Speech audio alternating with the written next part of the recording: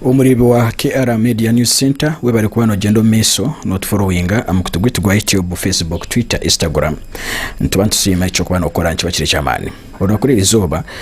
tuzo kwa gendo misukore kantu kusima bwanyuma yo kumara kire karengo not followinga kandi orono gendo misukore kana nokuhagyira hamwe no kwisa makuru maronchi nati tukuraganisa ngo umwaka goraze kutandika rwanga cyatira umunsi nuya kuba emberere ne gendo misukoko kuko kurebe birebe economy ne yinjira kwane kwatayo nsoko gendo misukore kantu kureza makuru umbice kabyona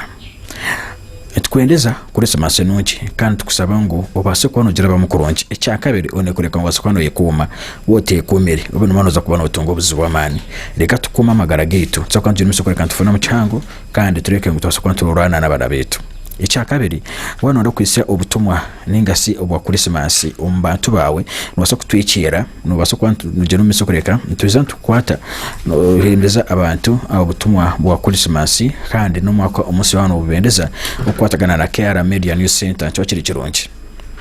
nwera kuranga tuyine ebintu bingi tukwata embaga nwera kwata embaga oyine birthday party nicho yine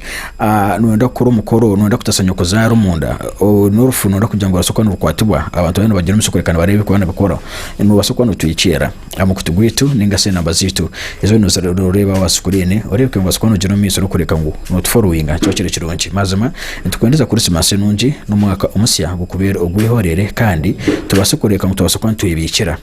tusigazemo akutwa kwa soko tusasura abana bitu school fees imbere ne yunjira ko bambi kuko wasanga ngo basa kugena umusukureka ngo sente zo nakoze kuzuma ari kuri semase utino cye ibikira bano makana zo kwanureta ikizibu abo kwa bana nibenda kusoma kandi nibenda obohereza utakarugaho.